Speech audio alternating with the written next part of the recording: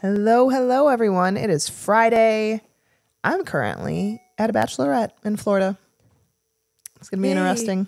I'm reading GI maps to clients all day and writing protocols.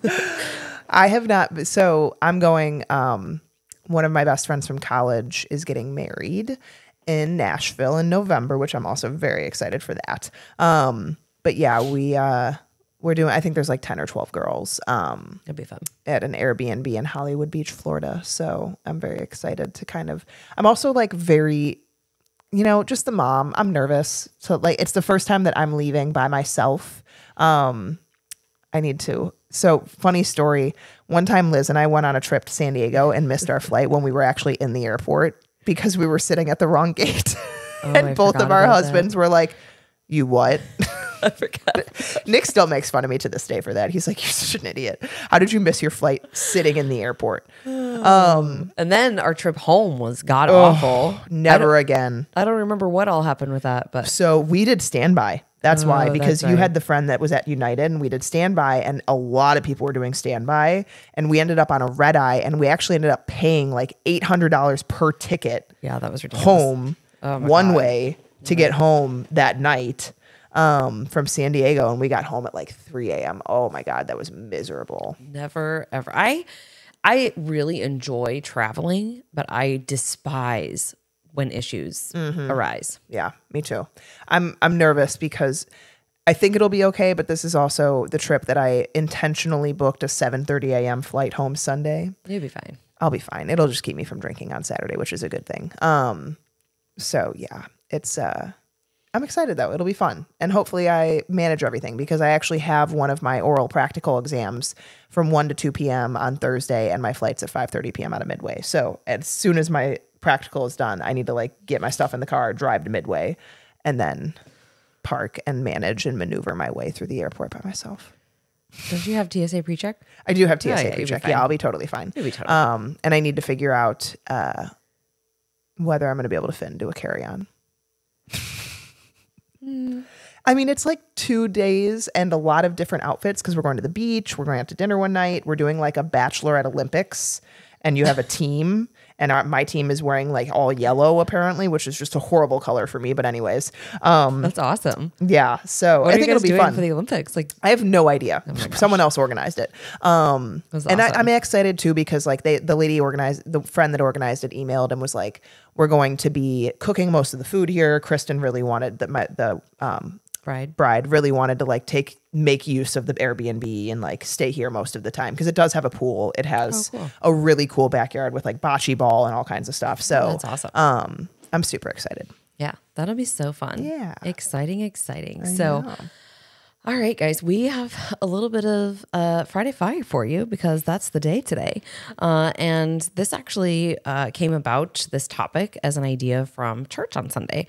The sermon was all about, are you complacent? Are you complacent with your faith? Are you complacent with your relationships? Are you complacent with, your job, whatever it is in life? Like, where are you complacent? And, from the standpoint of, so we go to a non-denominational church, basically a Christian church. He's like, people treat their faith these days almost like a checklist. A lot of people, not everybody, right? Like, okay, so you go to church, you go to maybe your Bible study, or, maybe it's a family group, whatever it is, and you check the boxes. But outside of that, you're not doing anything to really work on your faith or nourish your faith or live that out. And I have to say, for sure, for me, I was like, oh, dang, like this resonates. When was the last time that I did the devotional or read the Bible or, did things outside of, the church functions? And so, the question here is, whether this correlates to your faith or not, I think you could apply this to every area of your life. Your marriage, your friendships.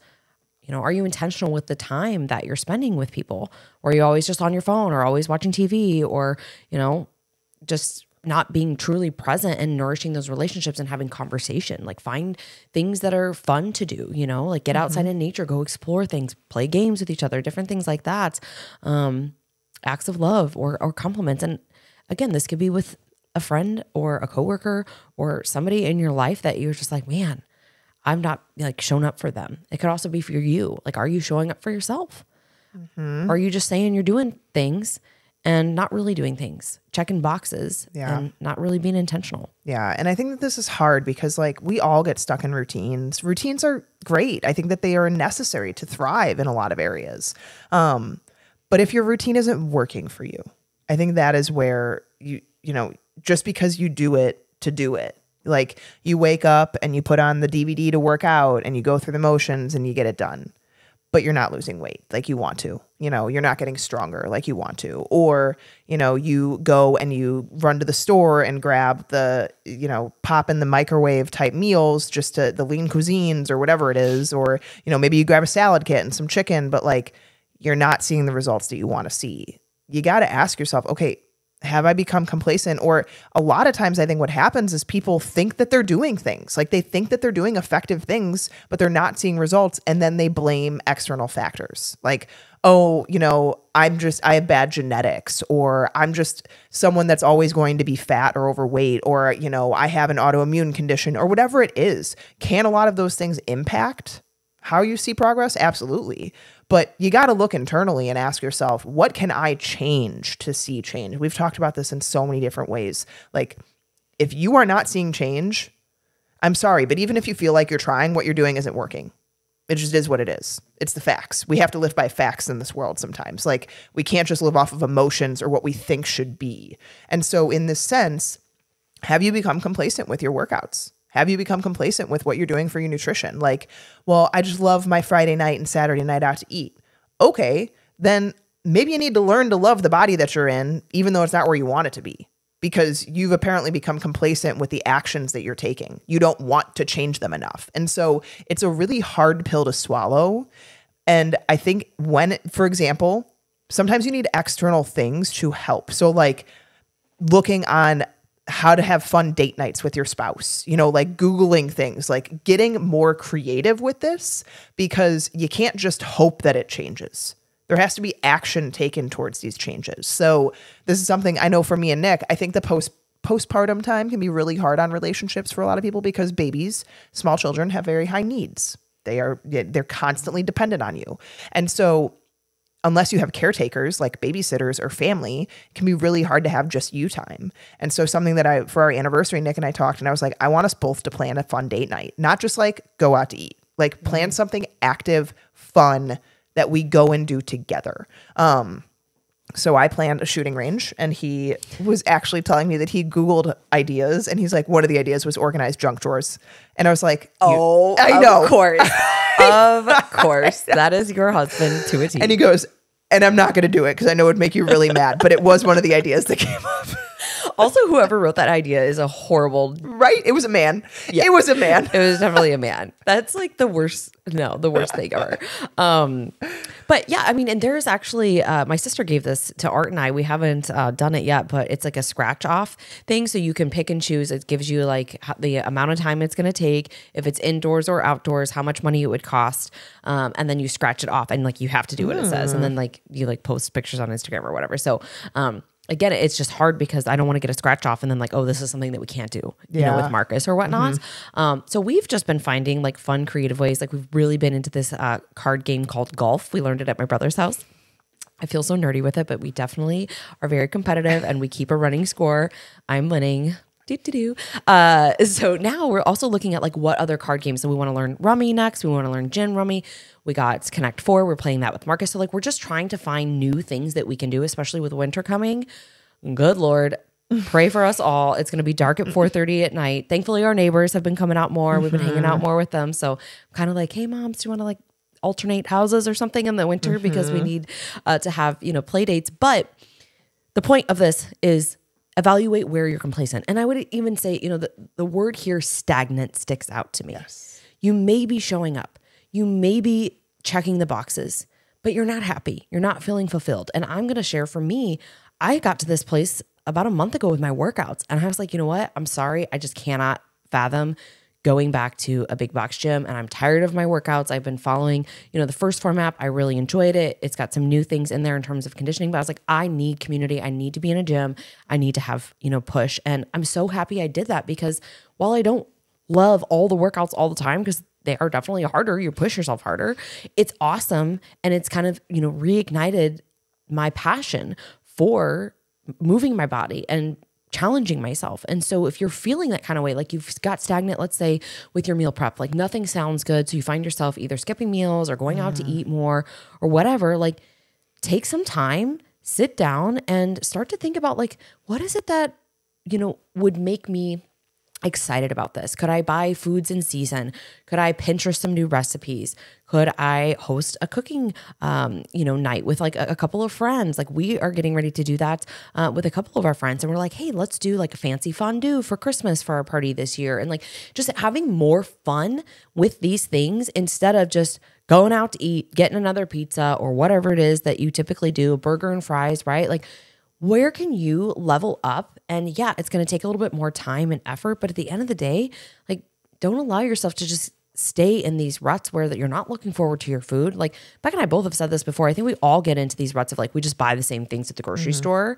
So like we've been putting, new recipes or seasonal recipes in place. And so, again, you can apply this to every area of your life, your marriage, your friendships, your faith, your nutrition, your workouts. I think all of this is something for you to evaluate. And I would really challenge you to do this like on your own, maybe walk in nature or just sit and journal and write this out and just ask yourself, like, where do I feel this way? And I think that, some of us are complacent because we know the right thing to do, but we're not doing it.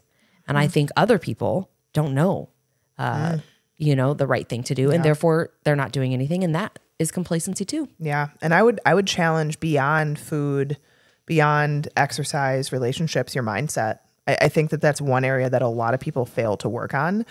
They try new diets. You try keto, you try, 30-day, 21-day fix, you try Optavia, you try all these different diets, but like, are you actually addressing what's going on between your ears? Are you addressing the thoughts that you have, the things that you tell yourself, the justifications you make? I will say for me, the largest gains I saw in my health, in my well-being, were because of mindset shifts. I always ate pretty much the right foods. Once I learned, after college that, binge drinking on the weekends and getting McDonald's wasn't great for you. I've always been an athlete. I've always exercised. I still always struggled. I still always struggled with my weight. I always struggled with my happiness. I always struggled with, even though there was so much good around me, I never saw it because I was such a negative person. And that took a lot of work on my mindset. And so if you are the person that you exercise, you do the right food, you eat pretty healthy, you eat enough, look in between the ears. Like that is where you likely need to work on the most. That's self-development, whether it is signing up for a seminar, whether it's getting some different books. There's so many out there, listening to podcasts, just consuming more and really challenging yourself and your thoughts that you're currently having. I think a lot of people get complacent with their mindset and, what they're thinking on a day-to-day basis, because I'll be honest, it's the hardest to change. It is the hardest to change. Anyone can go out and, I need to eat these foods. I'll go do it. But you need to stop the negative thoughts that you're having every day when you look in the mirror or when you put on your clothes or when you don't see progress you want to see. Like that shit's hard. Yeah. And I think that's why people stay on this like yo-yo cycle where they do something for a period of time, but they don't change their mindset and, truly change who they are internally as a person.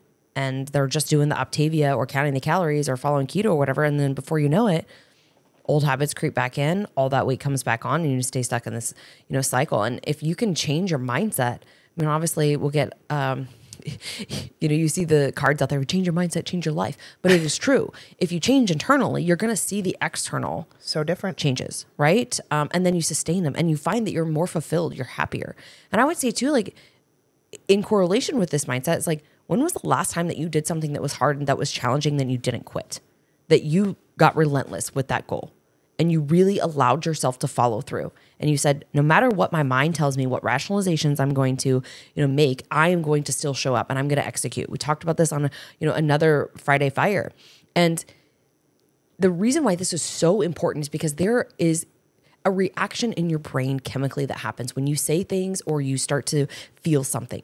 So if you say, man, this day sucks, you're going to start to feel crappy. You're going to start to feel angry. You're not motivated, right? Like these chemical reactions that happen based upon what you say or what you think are very, very real. If you say, I'm happy and I'm excited about this, you're more motivated, you're more optimistic, right? And so start to pay attention to that too. Like you can never change that ant, the automated negative thought, but what you can change is how you're responding to it. And the words that you choose, you can choose how you react.